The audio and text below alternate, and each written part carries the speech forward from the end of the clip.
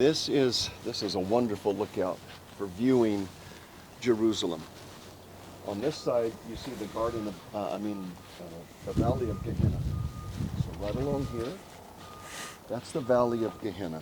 That's where they set up idols to pagan gods and actually would throw their children in the burning fire to Molech. Really? That's where Judas hung himself. Really? Right there. The high priest Annas is actually buried right over there across the valley. His tomb is right over there in that area, just across the valley on that point. So this is where Gehenna meets the Kidron. This is the Kidron Valley. From here, you look over into East Jerusalem. This is the Palestinian area. This is basically Jewish area right here. I want you to notice the Temple Mount. See the walls? Yeah. So that's the Temple Mount. That's the southern stairs where we were the other day, right up there. On the other side is Mount of Olives. Okay. So the Kidron Valley separates Jerusalem from the Mount of Olives. The city of David is this little portion right down here below us. So right now we're on Mount Zion. Mount Zion was separated from Jerusalem by the Tyropoeon Valley, the Central Valley, kind of like where that street is right there. But I want you to imagine this. I want you to imagine not quite 3,000 years ago, David is dying. One of his sons, Adonijah, jumps the gun and decides that he wants to be king, and he gets some supporters. There's a brook right down here called, or a spring called Ein Rogel, or Enrogel. Okay. Adonijah is there being crowned king. Bathsheba hears about it. Nathan hears about it. They go to David. David said, take Solomon, put him on my donkey, go to Gihon and anoint him king. So while Adonijah and his party are right there, and Adonijah's being anointed king, Solomon is at the Gihon spring right here. Wow. And he's being anointed king. I didn't know it was that close. So when he's being anointed king, Solomon, the people start shouting. They hear the noise and start running. Yeah. Because their plan didn't work out. Wow. So that's how close it was. That's amazing. Gihon Spring right down here, and at the foot of this in the Kidron Valley, and Enrogel right down here. Maybe out of sight because of the bend, but within sound, within hearing distance. Less than 2 kilometers away, probably. So this is the city of David, this small piece of land where the buildings are over here. Yep. It was very small. We're standing on what was part of Mount Zion. Wow. And that was Mount Moriah. In David's day, there was nothing here. There was nothing over there. There was only the city there with the walls around it. Wow. And then in Solomon's day, he built the walls to include the Temple Mount. He built the temple there, built the walls to include Temple Mount. In Hezekiah's day, Hezekiah built the walls to include Mount Zion. So this would have been included in Jerusalem in Hezekiah's day. The present day walls around Jerusalem that you see were built by Suleiman the Magnificent about 500 years ago. And because the two architects that designed and built those walls did not include Mount Zion, they lost their heads. It's harsh. They were decapitated. Wow. Any questions? No? No. It's Mount of incredible. Olives. At the bottom of Mount of Olives is Gethsemane, where the trees are. Okay. Garden of Gethsemane. And then Temple Mount, City of David, Mount Zion. Where we're standing right now, this direction, this is the location of the high priest's house. Right. So when the disciples celebrated the Lord's Supper, they were here on Mount Zion. We're fixing to go there, just a short distance up further up the mount here.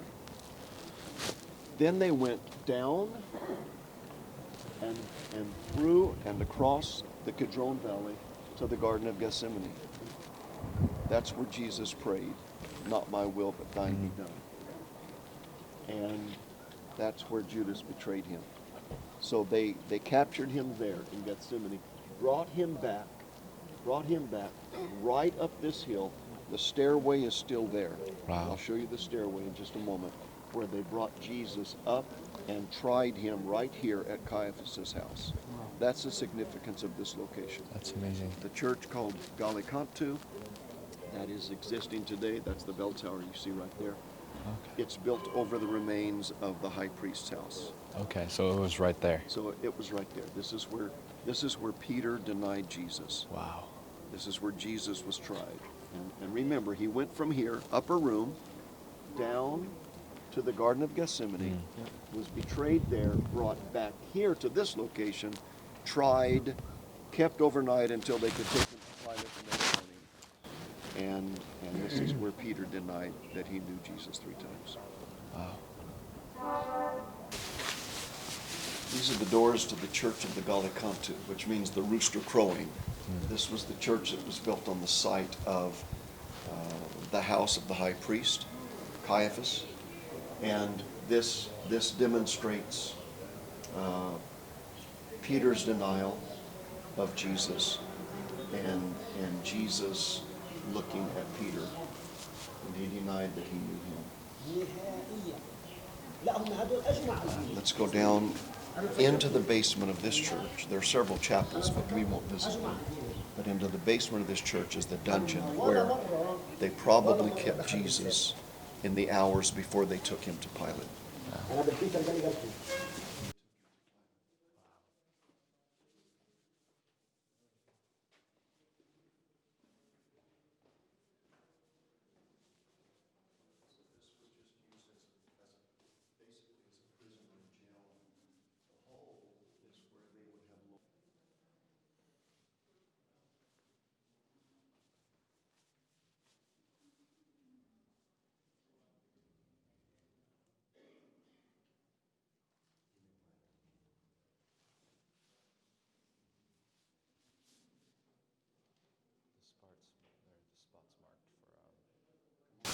It's very possible that this is the pit where they kept Jesus in the hours before they sent him to Pilate.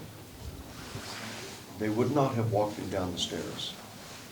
They would probably have lowered him through that hole you see in the ceiling. This is typical of the way that they would put prisoners in and out of a dungeon or a jail or a prison. You'll notice the same thing if you visit the Carcer in Rome, where they probably kept Paul in the Mamertine prison.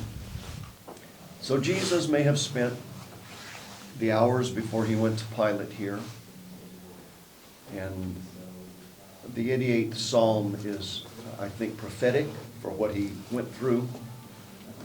O Lord, God of my salvation, I have cried day and night before thee. Let my prayer come before thee. Incline thine ear unto my cry. For my soul is full of troubles. My life draweth nigh unto the grave. I am counted with them that go down into the pit. I am as a man that hath no strength. Free among the dead, like the slain that lie in the grave, whom thou rememberest no more, and they are cut off from thy hand. Thou hast laid me in the lowest pit, in darkness, in the deeps. Thy wrath lieth hard upon me, and thou hast afflicted me with all thy waves. Selah. Thou hast put away mine acquaintance far from me. Thou hast made me an abomination unto them. I am shut up, I cannot come forth. Mine eye mourneth by reason of affliction, Lord. I have called daily upon thee. I have stretched out my hands unto thee. Wilt thou show wonders to the dead? Shall the dead arise and praise thee? Selah. Shall thy loving kindness be declared in the grave, or thy faithfulness in destruction? Shall thy wonders be known in the dark, and thy righteousness in the land of forgetfulness? But unto thee have I cried, O Lord, and in the morning shall my prayer prevent thee. Lord, why castest thou off my soul? Why hidest thou thy face from me? I am afflicted and ready to die. From my youth up, while I suffer thy terrors, I am distracted. Thy fierce wrath goeth over me. Thy terrors have cut me off. They came round about me daily like water. They compassed me about together. Lover and friend hast thou put far from me, and mine acquaintance into darkness. So if Jesus was put here, he was put here immediately after he was declared guilty of blasphemy by the high priest and the priestly court. And immediately after being denied by who was possibly his closest apostle, at least the one that he entrusted the keys to. And Peter went out into the darkness and wept.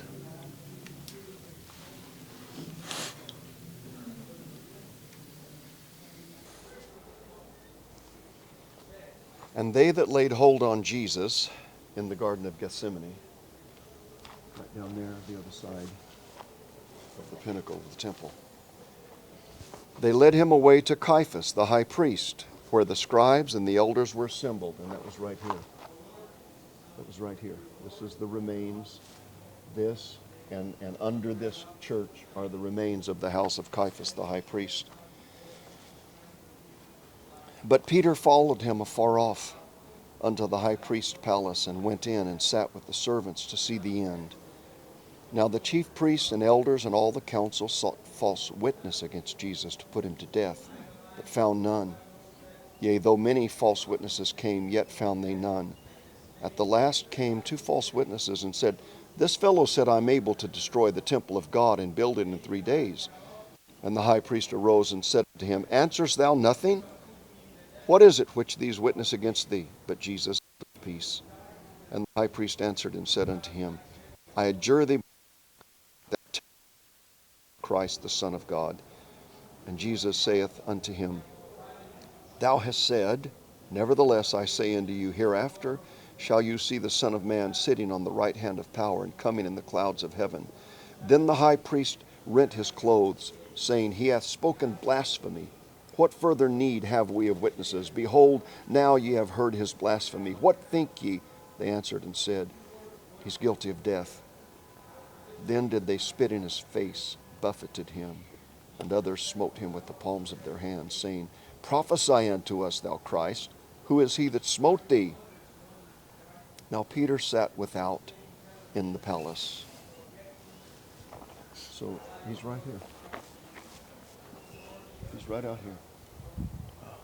He sat without in the palace, and a damsel came unto him, saying, Thou wast also with Jesus of Galilee. But he denied before them all, saying, I know not what thou sayest.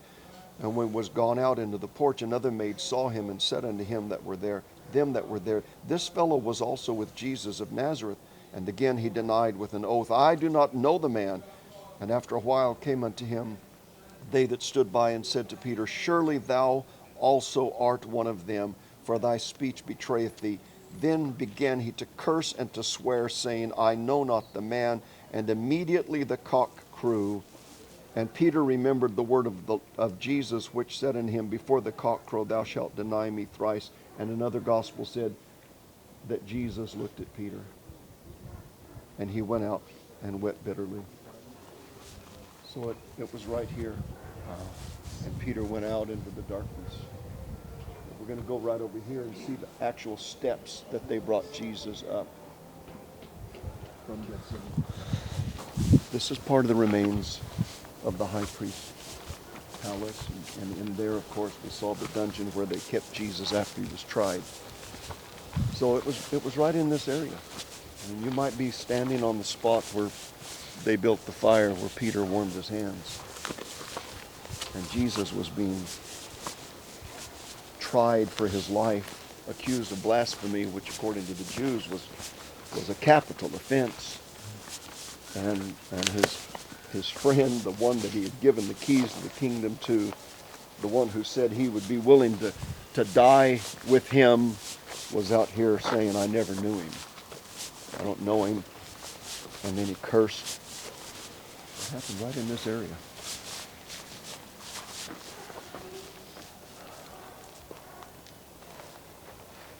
And yet, Jesus continued to use him, and he became the spokesman on the day of Pentecost. What a story of forgiveness. These stones are the stairs. The first time I came here, this was open. There was no fence, and they would allow you to walk up and down and pray on these stairs. But I guess too many people were taking too much time, so they fenced it off. But when they brought Jesus, they brought Jesus from the Garden of Gethsemane. They would have brought him right up here, right up this staircase, into the high priest's house. It's amazing.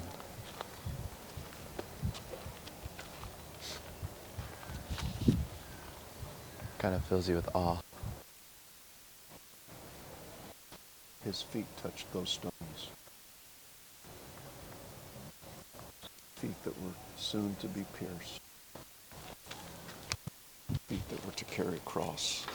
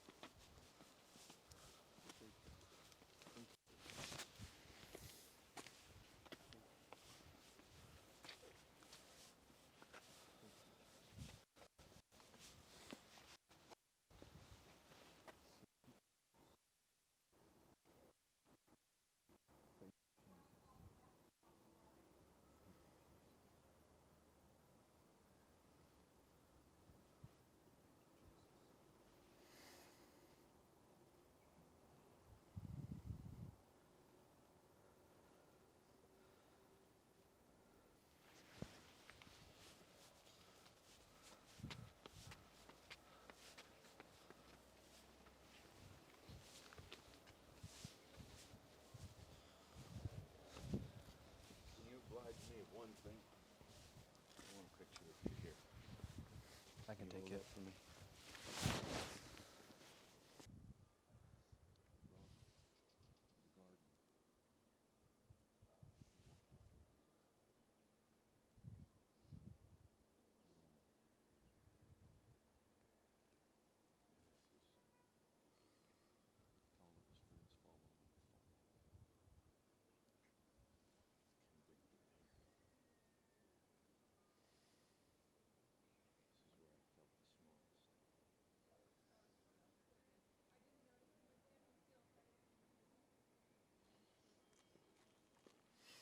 You want me to take it that way? Take one that way with the steps in the background, and then take one straight on with Jerusalem in the background. You turn a little more this way, Okay. and I can get some more of the steps. Yeah.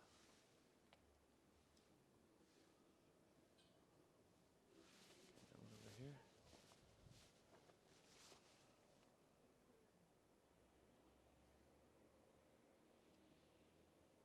Okay, I got a lot. Thank you. You're welcome. Appreciate it.